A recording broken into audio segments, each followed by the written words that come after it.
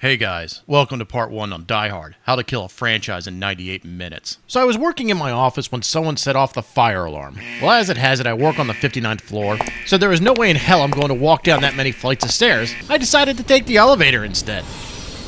As the cab rocked back and forth, I quickly realized I made a mistake. And when you know it, the cable snapped and the elevator decided to come crashing down.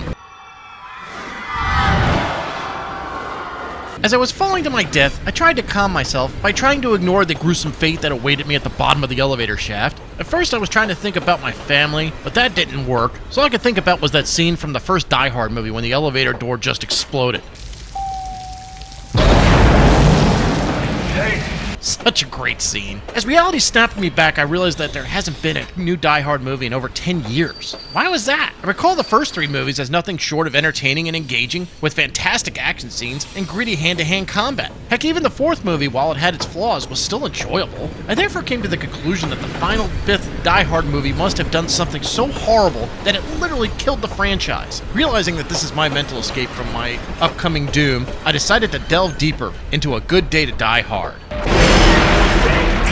The movie opens with some sort of weird Russian standoff between a billionaire, Yuri Kamarov, under arrest, and the defense minister candidate, Viktor Gagarin. They back and forth, making ominous threats to each other. One Russian stole the other's vodka and something about a file. Russian vodka poisoned by Chernobyl! Really just stupid Russian cliche bullshit. We immediately cut to the CIA, and somehow they overheard this conversation, because Russians are dumb, and hello, baby. How you doing? Then we see Kyle Reese from Terminator Genesis shoot someone in a club. Jesus Christ, this feels so Jason Bourne, but without the coolness. It's like that, but more gay. This opening is way too complicated. Finally, John McClane makes an appearance, and wouldn't you know it, Kyle Reese is John McClane's son, and he's being held in a Russian gulag. So of course John McClane is now going to head to Russia to confront his son, but I have to stop here when John is talking to his daughter Lucy in front of the airport. What the hell did they do to Lucy? In this scene, she's all meek and demure. The Lucy McClane I remember from the previous movie was a total badass. She took no shit from anyone and even shot Emerson in the foot. Poor bastard. Kind of like that guy though. But the Lucy McClane I remember would be telling John to go to Russia, some shit, and bring her brother back. But not here, she's all... Enjoy the ride. Alright, next up, John McClane is in Russia to see his son in court. He does the stupid language barrier routine with the cab driver, and after a little back and forth, the cab driver tells him, hey, it's easier to just walk to the courthouse, but what the f*** is this? McClane gets out of the cab because he's stuck in traffic. So why do all these other people just randomly get out of their cars in the middle of traffic? Huh, well... Russia is weird. So Kyle Reese is getting transported with Yuri Kamarov to the courthouse, and I just have to stop and laugh how the Russian Special Purpose Police Unit is, spelled backwards. Still funny, though. It's really not that funny. Anyways, in the midst of all this, we see a couple BMWs lining up on the side of the courthouse, and a dude with some sort of military vehicle asks for a detonator and blows up the cars, thus blowing a hole in the courtroom. Everyone is pretty much dead in the courtroom except Kyle Reese and Yuri. I guess this was because they were behind ballistic glass, but okay. Kyle grabs Yuri and they escape. What I don't get is who are the people that blew up the courthouse? I'm assuming they belong to the Russian space station guy Victor, but if that were the case, how the f*** did Kyle Reese know there was going to be an explosion for him to make a getaway possible? Doesn't this seem kind of stupid? Yeah, plan on being in a courthouse that you know is going to be blown up, killing just about everybody inside, but you'll be protected, don't worry. It's like if I were an American spy trying to infiltrate Hiroshima in Imperial Japan in early August 1945, and someone told me, hey, we're gonna bomb this place, but don't worry, you should be safe. Oh yeah, make sure to like and subscribe. This way I can continue to bring more of this horrible content. I sure as hell will. Well, Kyle Reese is somehow managing to escape with Yuri due to all the chaos of the explosion. He finds a truck that obviously has been pre-planted and just drives off. And John McClane is somehow here. How does John locate Kyle Reese? Don't know. Did Kyle or Yuri leave any tracks? None shown. John McClane is just there. You know what made the previous Die Hard movies great was that all the craziness and violence was not at least intended for John McClane. The exception being Die Hard with a Vengeance. John McClane just happened to be in the wrong place at the wrong time. But in this movie, you can already tell he's inserting himself into the chaos. It's almost like if Jason Bourne's dad showed up in any of the Bourne movies. Hey, son, want to throw the football out back? Dad, I'm working. So Discount Jason Bourne argues with his dad in front of a bomb site, and wouldn't you know it, the bad guys notice. I find it funny that there are no police, but, you know, I guess Russia. Anyway, so Discount Jason Bourne is being chased by what looks like to be a modified Cougar 6x6 mine-resistant ambush-protected vehicle, or MRAP for short. While cool looking, these monsters weigh 14 freaking tons and can easily be rolled over, but I'm not going to be a party pooper yet. Just a wet blanket named Pam. John McClane manages to find a truck next to him running with the keys in it and hops in and starts giving chase. Well, what I like about this scene is that Discount Jason Bourne checks in with what I'm assuming is the US government, and there's a drone flying over him. Yeah, you heard me. A US drone flying over Moscow deep in Russian airspace. Oh man, come the f on. This isn't Baghdad or Kabul. This is the Kremlin. In Soviet Russia. I know the US is an elite special force, but you're telling me that they are violating Russian Federation space over Moscow in search of a file? Get the out of here with that bullshit.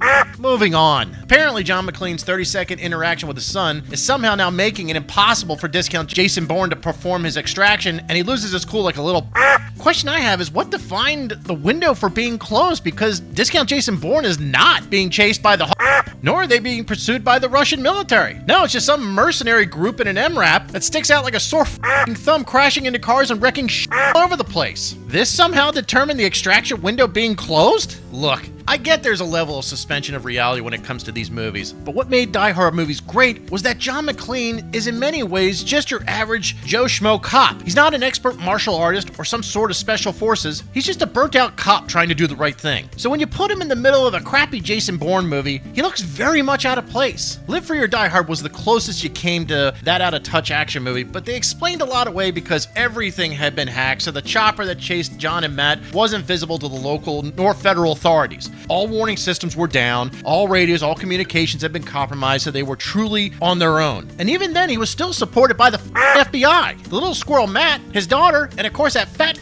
Kevin Smith. He's a piece of Here it's just John McClane chasing a 14-ton MRAP loaded with special forces, armed with RPGs, and John McClane has a flatbed truck in Russia by himself. Although I did find it funny that John manages to dodge an RPG by spinning his truck around and rolling it over a bunch of parked cars, only to land upright. But of course, then in the next scene, you see McClane falling out of the truck and it's on its side, when in just the prior scene, it was upright and fine. Whoopsie. But of course, this doesn't deter John McClane. He simply stands in front of traffic, takes a hit from a G-Wagon, punches the owner, commandeers the Mercedes, and away he goes. Welcome to the party, pal! The next scene does get me a little chuckle, though. The MRAP is right behind Kyle Reese, and the main bad guy that was the Albanian terrorist pimp from Taken is sightsee driving, telling the actual driver that when he means drive, he means fly. So the MRAP driver, who is literally behind Kyle Reese, takes an inclined off-ramp and then blows through the guardrail, getting airborne, only to get back behind Kyle Reese. Why the would you do that? Look, I love action scenes, but they need to make some sense. The bad guys are literally on the tail of Kyle Reese. No, they're not above him. No, they're not on a different street. Right behind him in a 14-ton vehicle that has been smashing cars at will. There's nothing stopping you from closing the distance, but instead you opt to take an inclined off-ramp just to jump the MRAP, which could potentially disable your vehicle, and you're probably further behind now than you were before. It really is stupid. At least when McClane takes the G-Wagon off the overpass, he's doing it because he's going the wrong way. Yeah, we can all agree that the climbing over cars is a little cheesy, but for God's sakes, at least there's a purpose. Okay, back to Discount Jason Bourne. So he's driving all aggressively, and there's literally no one behind him as he takes an exit. And holy dog balls, the bad guys just appeared right behind them again. Well, the Sprinter van that Kyle Reese is driving is no match for the MRAP, but what the actual is this? John McClane in his confiscated G-Wagon somehow manages to push an MRAP off the road. How the does this happen? The G-Wagon weighs an impressive 3 tons, but it's absolutely no goddamn match for a 14-ton MRAP designed to blow through and take hits from explosive charges. Give me a break. Come on, guys. There has to be someone that while writing the script called oh, Jesus Christ. This is so dumb. I'm not excusing some scenes in the previous movies, but we're only 30 minutes into this movie and my dumb meter is already maxed out. I mean, can it get any worse? We've only just begun. Well, Kyle Reese turns around and picks up John McClane, who was just sitting there waving his hands at the bad guys, unarmed, while they started shooting back at him with AUGs chambered in 5.56. Honestly, I have no idea how they missed him, but ineptitude must be very rampant in Russia. Oh, by the way, you're in Russia. You should be using AKs, assholes. When you absolutely, positively got to kill every motherfucker in the room. Kyle Reese takes John and Yuri to what we assume is a CIA safe house. The CIA chief tells Yuri he'll be safe if he provides the file that must contain intel on that other Victor we saw at the beginning. Yuri responds he'll provide the file but needs to get his daughter first. The chief then gives Yuri a phone to call his daughter, and 30 seconds later, gunfire erupts from outside, killing the section chief and wounding Yuri. Okay, hold on a second. Even if the bad guys had followed Yuri directly to this exact location, despite not having a vehicle since the MRAP was out of commission, how the f*** did they get in position so fast? Surprise, motherfucker. I know Yuri makes a phone call on a CIA phone, but it's literally 30 seconds later the folks start shooting. Seriously, guys, could someone get with the program? You have to at least create the illusion that some sort of time has passed, and then you could say that the call was traced or something. But no, the bad guys just magically appear out of the thin air.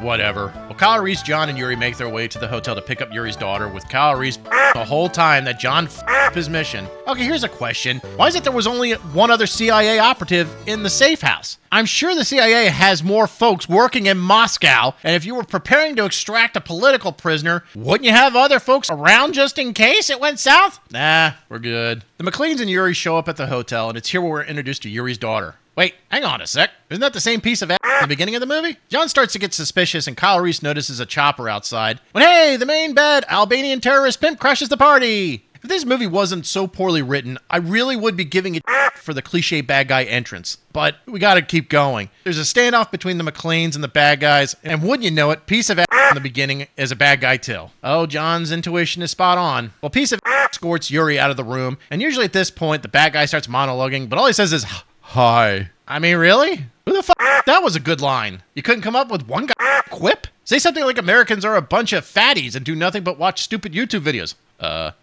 Present company accepted, of course. The only thing the Albanian terrorist pimp really says is that he wanted to be a dancer. And then he does some sort of stupid jig in front of Kyle and John, and it's really not that good. I'm and I could dance better than that. But Albanian terrorist pimp then smacks the McClanes around, and at this point is when the movie gets back into mode. While Kyle Reese is on the floor, he grabs a knife out of his boot and begins to cut his restraints behind his back. The part that's idiotic here is that there's literally a henchman right behind him. How the f*** did this guy not notice Kyle Reese sawing his way through his zip restraints? Especially with John McClane looking right at it. Supposed to be discreet, John. Oh, and it gets worse. Just as bad guys had enough of John's antics, Discount Jason Bourne starts shooting via his knife gun. That really wasn't shown too much. It confused the f*** out of me. I had to back up the movie to figure out what the hell was going on. But you do rewind it, you can see Kyle Reese does have a gun knife, or knife gun. It would just be nice if they put a little bit more emphasis on it, but I'm okay. The moment Kyle Reese springs into action, McClane bum rushes the Albanian terrorist pimp. So, what's wrong with that? Well, John's hands were in restraints 1 second, and then he's free and wailing on the Albanian terrorist pimp. Come on, folks! This is about as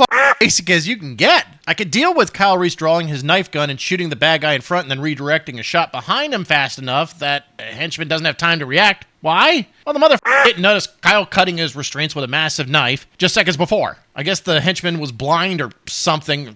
Stupid Russians. McClane and Kyle Reese take cover behind a bar because wood bars are bulletproof, and they start shooting the glass over the bad guys. Yep, recycled that bit from the first movie. Shoot the glass. But apparently that's enough to send the Albanian terrorist pimp running. Kyle Reese and McClane just stare at the Albanian terrorist pimp get into his chopper and take off. Now, what I find funny here is that the bad guys escape in an Mi-24 helicopter, which is basically a flying tank. When it begins to circle back, my inclination is to get the out of there. But no, the McClanes just sit there and stare at the chopper until it starts to unload on the building. All I could say is between the American drone and an unauthorized Mi-24 helicopter shooting a building in Moscow, the Russian military must suck balls. But I guess we should move on. So with John and Kyle Reese pinned down by enemy fire, John decides to literally run and jump out a window in a high-rise, at least 10 stories up. He could have army crawled his way to the stairs, but no, let's jump out a goddamn window. Of course there's something below to break their fall, but you didn't know that. Yes, John McClane jumped out of a building in the first Die Hard movie, but he tied a goddamn fire hose around his waist. Not here. This scene is just hold my beer. Actually, this is how the scene should have gone. Movie done. Well, that's not what happens, and obviously the McClanes survive. Sorry guys, I have to end the video here due to YouTube's copyright system. Don't worry, just click on part 2 to see the ending and my final analysis on what killed the Die Hard franchise. I'll see you there.